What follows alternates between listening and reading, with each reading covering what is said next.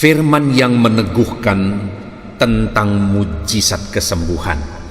Saudara, kalau saat ini saudara sedang mengalami sakit penyakit, maka biarlah ayat-ayat firman Tuhan ini meneguhkan hati dan kehidupan saudara. Ada 7 ayat yang akan kita renungkan tentang mujizat kesembuhan. Biarlah ayat firman Tuhan ini meneguhkan kita. Yang pertama, Mazmur 103 ayat 2-3, demikian firman Tuhan. Pujilah Tuhan hai jiwaku, dan janganlah lupakan segala kebaikannya. Dia yang mengampuni segala kesalahanmu, yang menyembuhkan segala penyakitmu. Pemazmur ini saudara mengingatkan dirinya sendiri supaya dia tetap hidup memuji Tuhan.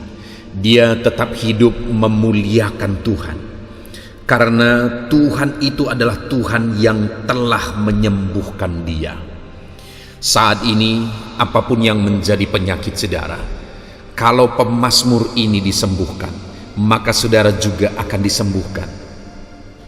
Muliakanlah Tuhan dalam hidup saudara. Kalaupun mungkin saat ini penyakitmu masih ada dalam tubuhmu, pujilah Tuhan, muliakanlah Dia. Sama seperti pemazmur ini, ingatkan, dorong, motivasi hatimu, motivasi jiwamu untuk memuji Tuhan, memuliakan Tuhan. Apapun kondisi saudara, sekalipun tubuhmu dalam kondisi lemah, muliakanlah Tuhan. Dia Allah yang bekerja mengerjakan mujizat kesembuhan. Biarlah saat ini hati saudara terangkat untuk memuji, menyembah Tuhan, memuliakan Tuhan, dan biarlah kuasa kesembuhannya bekerja dalam hidup saudara. Ayat kedua adalah Yeremia pasal 33 ayat 6. Demikian firman Tuhan. Sesungguhnya aku akan mendatangkan kepada mereka kesehatan dan kesembuhan, dan aku akan menyembuhkan mereka dan akan menyingkapkan kepada mereka kesejahteraan dan keamanan yang berlimpah-limpah. Saudara, lihat bagaimana luar biasanya kerinduan dan janji-janji Tuhan kepada umat-umatnya. Dia awali ayat ini dengan kata sesungguhnya. Artinya Tuhan mau menegaskan bahwa hal yang dia janjikan dalam ayat ini adalah satu kepastian, satu kesungguhan, sesuatu yang benar-benar akan terjadi. Dia berkata sesungguhnya. Yang pertama, dia berkata bahwa dia mendatangkan kepada umatnya kesehatan dan kesembuhan. Tuhan rindu umat-umatnya hidup dalam kesehatan, hidup dalam kesembuhan, sehingga dengan sungguh-sungguh dia berkata bahwa dia mendatangkan kepada umatnya kesembuhan.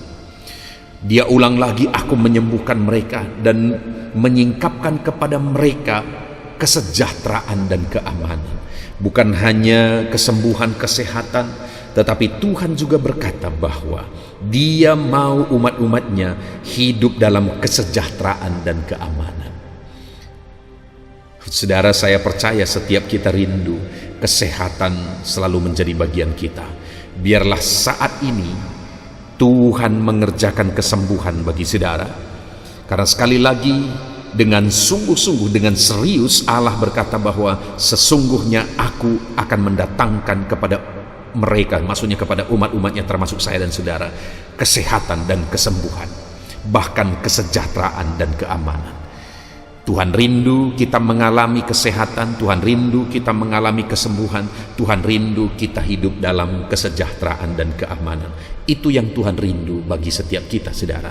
Itu sebabnya percayalah bahwa Allah sanggup menyembuhkan kita, bahwa Allah berkuasa menyembuhkan setiap kita. Ayat selanjutnya, saudara, adalah dari Matius pasal yang ke-19 ayat 2. Demikian firman Tuhan.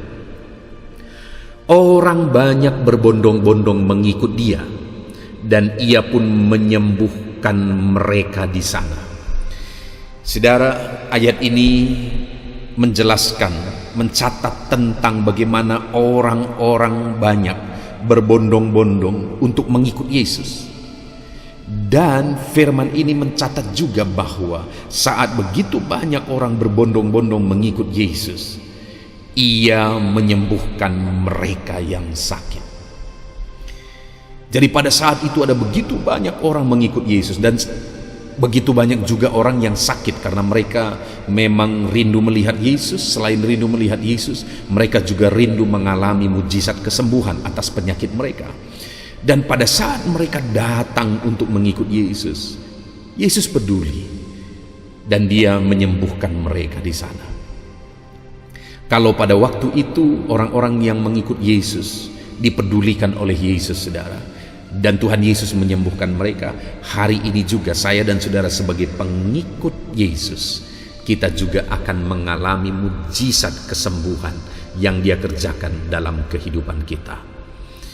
Ayat selanjutnya, saudara, adalah dari Matius pasal yang ke-8 ayat 5-7. Demikian firman Tuhan. Ketika Yesus masuk ke Kapernaum, datanglah seorang perwira mendapatkan Dia dan memohon kepadanya, "Tuan, hambaku terbaring di rumah karena sakit, lumpuh, dan ia sangat menderita." Yesus berkata kepadanya, "Aku akan datang menyembuhkannya." Saudara, di sini ada seorang perwira di Kapernaum, dan dia punya hamba di rumah, dan hamba itu mengalami sakit lumpuh dan sangat menderita. Dan ketika perwira ini mendengar tentang Yesus, maka dia datang kepada Yesus dan menceritakan situasi dan kondisi hambanya tersebut. Dan ketika Yesus mendengar itu, saudara, Yesus berkata bahwa aku akan datang menyembuhkannya.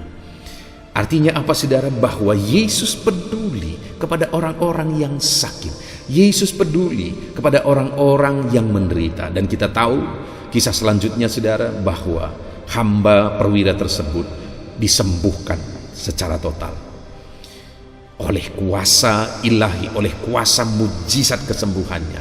Hamba tersebut disembuhkan. Kalau hamba tersebut dipedulikan, saudara, maka hari ini saya dan saudara juga dipedulikan oleh Tuhan. Datanglah kepada Yesus, bermohonlah kepada Yesus, sama seperti perwira ini. Dia datang kepada Yesus dan dia memohon kepadanya.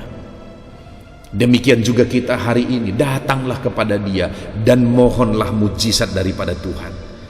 Mujizat kesembuhan akan menjadi bagian saya dan saudara ketika kita datang dan memohon mujizat kesembuhan dari Dia. Ayat selanjutnya, saudara, adalah dari Yeremia pasal 30 ayat 17. Demikian firman Tuhan. "Sebab aku akan mendatangkan kesembuhan bagimu, aku akan mengobati luka-lukamu. Demikianlah firman Tuhan, sebab mereka telah menyebut engkau orang buangan, yakni sisa yang tiada seorang pun menanyakannya." Saudara, firman Tuhan ini datang kepada umatnya dengan mengatakan bahwa mereka telah menyebut engkau orang buangan, yakni sisa yang tiada seorang pun yang menanyakannya.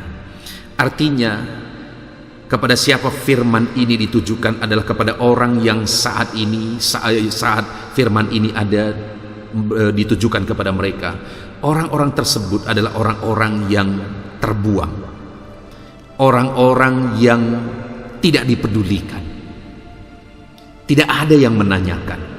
Artinya tidak dianggap, tidak dipedulikan, mereka terbuang. Tetapi apa yang dikatakan Tuhan? Aku akan mendatangkan kesembuhan bagimu, aku akan mengobati luka-lukamu. Demikianlah firman Tuhan. Saudara, melalui ayat ini Tuhan mau menegaskan bahwa betapa pedulinya Tuhan terhadap umat-umatnya. Umat-umatnya yang terbuang, umat-umatnya yang tidak dipedulikan, umat-umatnya yang tidak dianggap. Ada Tuhan yang mempedulikan mereka. Demikian juga saya dan saudara. Di dalam kehidupan kita, saudara, kalau mungkin saat ini ada saudara yang merasa hidupmu tidak dipedulikan, hidupmu terbuang, hidupmu tidak ditanyakan sama sekali, tetapi ketahuilah bahwa ada Tuhan yang peduli akan hidupmu. Dia mau mendatangkan kesembuhan bagi luka hatimu. Dia mau mengobati luka-luka hatimu. Dia mempedulikan engkau.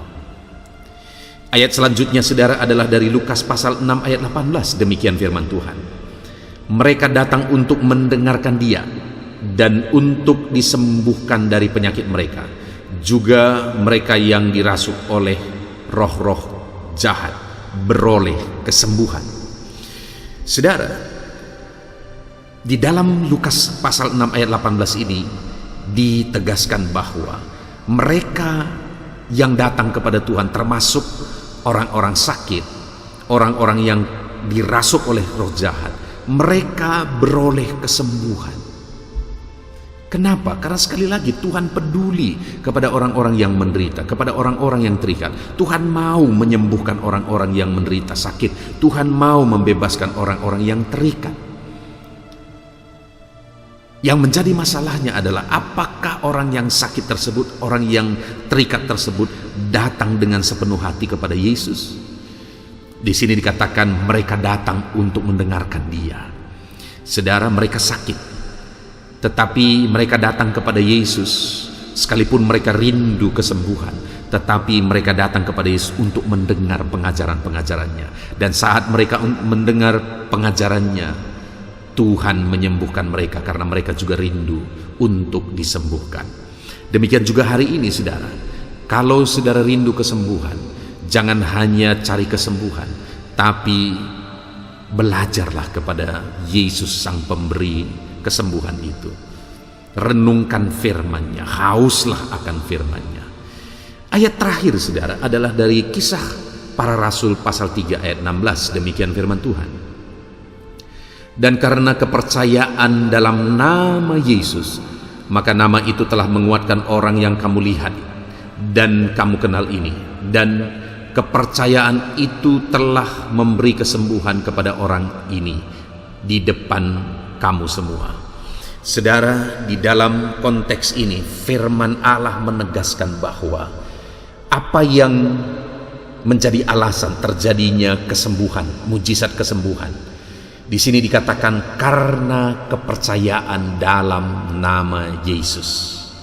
Nama itu nama yang berkuasa. Nama itu menguatkan orang yang sakit. Itu sebabnya saat ini saudara, biarlah setiap kita juga percaya akan kuasa nama Yesus. Kalau saat ini saudara sedang sakit, imani bahwa nama Yesus adalah nama yang berkuasa. Percaya bahwa nama itu sanggup menyembuhkan setiap saudara. Puji Tuhan saudara, kita sungguh bersyukur buat firman Tuhan yang telah kita renungkan. Ada 7 ayat firman Tuhan yang telah kita renungkan bersama. Bagaimana supaya kita mengalami mujizat kesembuhan dalam kehidupan kita. Biarlah kita tetap merenungkan firman Tuhan ini dan berpegang kepada firman Tuhan. Dan biarlah setiap saudara mengalami kesembuhan yang dikerjakan oleh Tuhan. Kita bersyukur buat firman Tuhan ini. Tuhan kiranya memberkati setiap kita. Puji Tuhan, Tuhan memberkati.